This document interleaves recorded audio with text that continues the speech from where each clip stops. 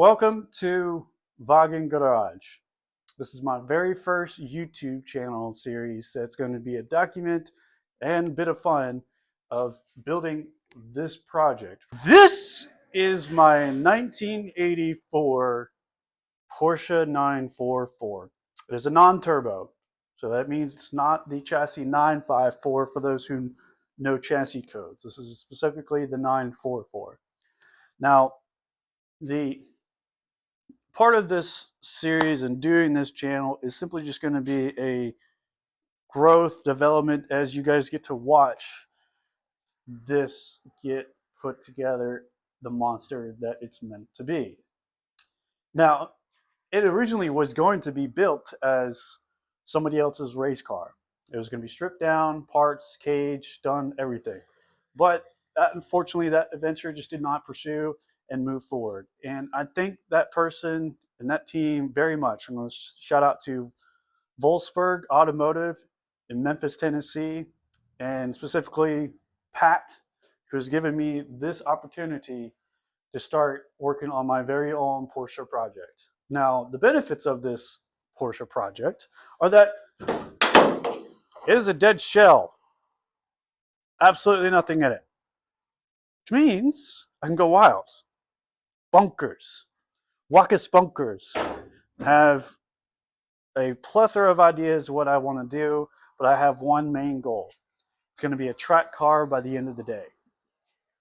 Now, the start of this video is just simply, we're just going to kind of show off, and this is the first video for the entire series. We're going to show off the vehicle and run through all the ideas, all the plans that might be in place.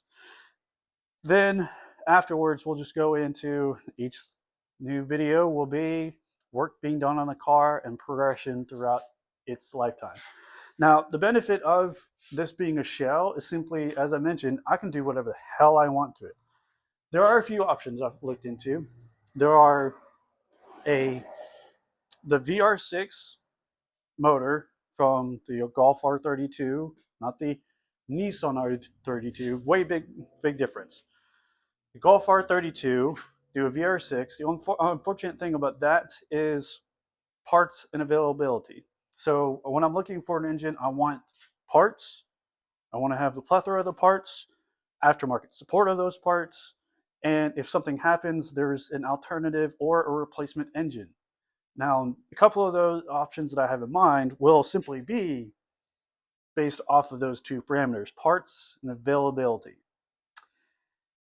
More common engines are going to be the LS engines. Yes, I know, I can go to every junkyard and pick up an LS engine. LS swap the world. LS swap the world.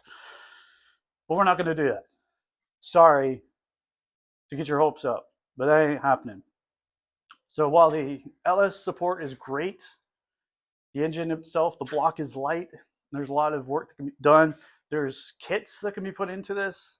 However, even though I've only looked at one kit and found one kit, that kit is based off of having the existing harness, the existing setup, the existing fuel distributor, the existing everything.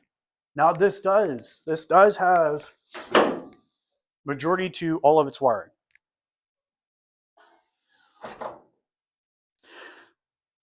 And that's great. But you got to think, and I'll show you guys in a second, the rest of the interior is gone. And since getting this vehicle and starting this project up, I've actually done quite a bit of work. So this is somewhat of a late start to a progression of the car. However, it's not the worst of starts because this is still a shell and this has lots of things that need to be taken care of, particularly in this engine bay. Degreased, cleaned up, removing the heat shield. I've got wiring to get the brake booster to get taken out of here.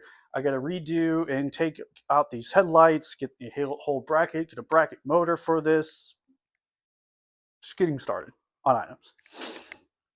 But we're going to work with what we have, and I will certainly be keeping you guys updated as we go. And it's going to be a lot of fun. So now, as I mentioned, the first two engines, the VR6, the R32 VR6, Golf R32 VR6, and an LS engine. There's another engine that has been brought up to my attention when I got this car was the Audi Q7T. Now I've seen, and there is a group called Ren27. If you guys haven't heard of them or looked them up, they have a YouTube channel of their own.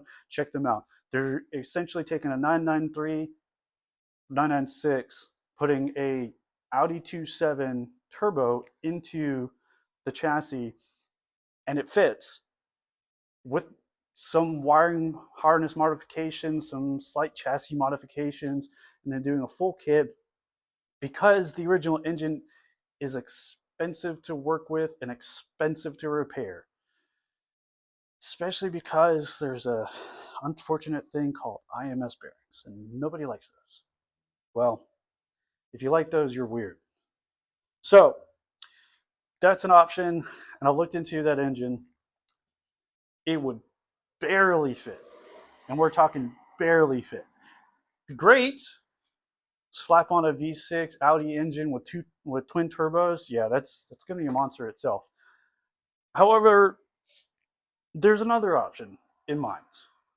If I want to go something VW Audi, which I'm leaning towards, there's going to be the 07K. It is a 5-cylinder engine that comes out of the Passat, the Jetta, the Phaeton, I believe, and I do believe it comes in some of the models of the Tiguan. Don't quote me on that. I don't remember all the vehicles. I just know I found one in a Passat one time. But those are basically the Mark V platforms that 5-cylinder engine comes out of. There's already kits for the replacement of the 07K into a 944. The chassis mount, the engine chassis mounts, clutch to the transmission. There's a wiring harness set up for the whole 9 yards, already ready. So that's an option. And the thing about that engine is also I can put a turbo on it, which is honestly the thought. But and then there's also an alternative, which is also not necessarily my taste and flavor, especially with this. This is a project car, but I don't want to jump into it. But I've been recommended the Ecotec engine, Chevy SS Ecotec engine. And of course, that Ecotec engine comes in other platforms, other engines. But simply, that's one of those that I've been recommended. Cool idea. Wouldn't be bad. There's a little bit more work to be done with that. I can pull a harness for that, but we're going to keep it simple. We're going to keep it straightforward. And you guys are going to find out with that along the way. So, with that said, I'll show you the rest of the car and see what we're working with so far. Now, we're going to start with the interior on this first. Now, some of the biggest things that I've been doing so far are removing the sound deadening on the floor, stripping some of the paint, and trying to assess where there's any rust. And there's one big rust spot there, another that was over there, and pulling up the wiring harness. So the wiring has gone all the way back. There's wire that connects up to the tail lights, runs through, and then just kind of wrapping it up because eventually trying to paint the interior. Now, the first thing will be to paint the interior. What? Why start with paint? Why not build the engine first? No. Look, don't even have an engine yet. So the first thing working on is trying to address the paint because the paint, even on the exterior, is not in the worst condition. So I'm starting with the paint on the interior first so I can address and clean that up and then take care of any wiring, perhaps any of everything else in the car before I do full engine, go purchase engine, go work on transmission. Now, the good thing about this car that I like is that this is working with a transaxle transmission. So instead of your typical transmission that bolts up right to the engine bay, the transmission is right underneath and it is a transaxle. Now, there's not very many transmissions that are like this, but I could go, if I wanted to be weird and I wanted to be wild, I could still put a C5 transmission in regardless of whatever engine I put in the car. The only real difference is going to have to be the spline connections from the transmission itself to the drive shaft and any connections I need to worry about between the engine itself to the drive shaft tunnel. So great, that would be a really good idea. The difference being is that the gearing is a little bit longer, and I do have another alternative called an Audi O1E. Now there's a Porsche Turbo transaxle as well, the 954. So I've got three options: the C5 transmission from Corvette, the Audi O1E out of an Audi 100 from the early 90s, or a Porsche 954 yes, transaxle, not transmission still. But those are my options that I can work with.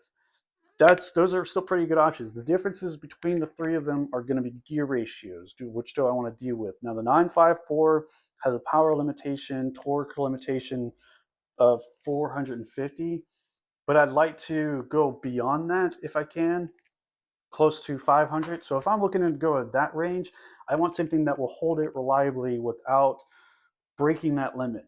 So if I'm pushing the 450 and its limit is 450, I'm gonna have a concern with trying to break that transmission. And so I'm gonna need something a little bit more reliable, which comes with C5 transmission and the Audi O1E transmission. Now, the Audi O1E is not a very common transmission. There's very few here in the States. Audi does have different variations of that transmission based off the mounting to its engine. However, the one that I'm looking for in the United States, there's only 5 gear options. And what I will need preferably is a 6 gear option. So I'd O1E, the coating, whatever that 6 gear option is. And that's what I'll have to go with, because that's simply just going to be that transmission itself. I know holds 900 horsepower, which is way more than I may need for this vehicle. And the Europeans actually take that transmission, especially for the 944, and use this car as a drift car in Europe. Go check it out. I promise you, you're gonna be surprised. But that's what I'm thinking. We've got 3 options for transmissions. I've got 3 options for engines. So mix and match, pick your poison. We're gonna play with that. So that all is written up on my whiteboard. None of you are going to see that because that's my task board. At least not yet. So, but that's the plan for the transmission. The interior will be worked with and painted. And then the next step will have to be the exterior. Working with the exterior paint, the undercoating of the body, and then the, I can't point, of the engine bay. So that's what we'll work with for the car moving forward. And this is actually the first step, is working with trying to deal with the paint. There is going to be a couple of spots that are going to need a little bit more attention, and some that will need less attention. For example, the trim around here is where the window was, and instead of putting back in the original window, this is going to be a Line-X. So that's going to be the common thing that I'll do. The front windshield is cracked, and so what I'm going to do for the side windows as well as the front windshield is replace it with Line-X. I might be saying that wrong. Don't quote me on that. However, that's just what we'll do, because what I can do with that, it's basically a plastic clear. It doesn't stay the most crystal clear like your typical car windows. However, it's a clear plastic that I can actually put a vent on this window here, and that would be my vent for AC to my own seat, to the underside of the seat, to the back of my neck. The same thing that race car drivers do with their own race vehicles, and most race teams have. They'll have some sort of venting that can feed air into the driver's suit. So those are a few things. Considering based off of the quality of where this paint is, it's not in bad condition. There's plenty of stuff that needs to be cleaned up. The old asbestos is still on the surfaces in some spots. Some spots are coated on rust, but not rusting. And some of the sound deadening in the back has been removed, but we're going to remove some of the last of it. I've already done a lot of work in here, as you can see so far. From those who have seen videos before or pictures that I've done before, they know this looks like shite and covered with the sound deadening, which actually was a pain to get out of. Thankfully, I used the dry icing method and took it out, and this is where we're standing, which is great. This right here, I could easily paint on. And the benefit of this is that the Porsche 944, they made the panels out of galvanized steel. Essentially, it was a steel and then coated with a galvanizing paint, and so it is a galvanized steel in technicality, not a heat form like zinc coated, but just a layer of galvanization covering on the steel. So it's got this gray primer-ish look, and you can see some spots that are scraped to the actual paint, and that's what it's underneath. And I had to address those spots for rust. So that spot right there, that spot's the worst, but I'm gonna paint that with rust reformer. The other thing to take care of is the doors. The door here is an electric door roll for the window. And actually, the rear hatch had a electric mechanism for unlocking the rear hatch. But I'm going to try to replace that with something mechanical or something a little cooler. I think I found something of a latch for the exterior. However, those are some other additional items that will be taken care of first steps moving forward. But overall, this is not bad shape of a car. Now, while I've talked a lot about where I am currently with the paint, looking at painting everything, that's still just one phase of this entire car. Like I said, I do have an engine to select. I do have a transmission to select. So the exterior paint and the interior paint, once that's done, that's just going to be never touched again until I officially put in a cage that is properly designed, properly fabricated. Because right now, and what came with the car was a bolted in cage, which could work, but from how it was looking like it was going to be mounted, the position points for where it would have been bolted in, I kind of didn't like. What wasn't going to speak to me because where some of those mounting points for that cage were mounted here, the way the flat plates were mounted here. The center point of this chassis is here. I mean, this right here is a cross brace for the vehicle, but I felt more there was going to be more structural strength if there was some mounting that was up here. And I know that what I ideally would like to do is put a tub in this. It's not going to be a full professional tub, but at least something that would pass specs once I take it to series like NASA racing or any particular spec racing. Not exact 944 spec racing because this is not going to be a 944 race car. 944 spec race car. Now, that's just covering a couple of those things. So I can paint the interior and I can come back and cover it up with paint, but as long as I get a proper cage in this. Now, the other thing that I do need to mention here is that this actually came with a sunroof panel, and while I could weld that thing in, I think what might be better is if I can make that panel out of fiberglass, Kevlar fiberglass, carbon fiber, whatever I have material on hand. And that way I can just pop it up. And so this could still be a cruiser slash track car. Sunday driver, retired race car, Sunday driver slash full on track car. And the real benefit of that would be is that it is intended to be reliable. Weird Hyundai noises. Don't worry about those. So I will show you guys how to do that.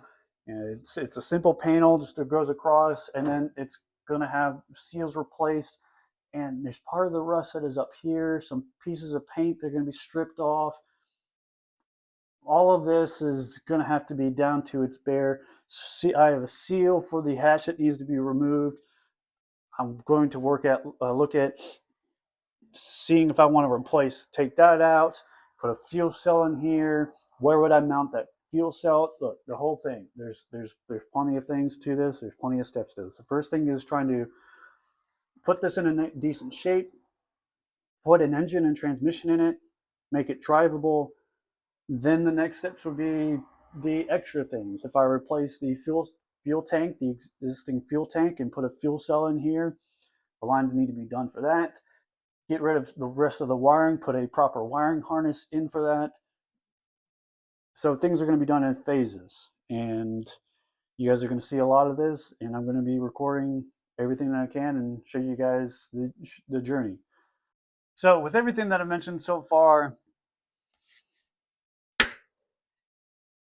about the vehicle, the plans, the ideas, it's just going to take a lot of time, which means this is going to be an entire journey that you guys get to watch and see me build this. I'm already excited myself. I don't know about you guys, but I am, and I have been.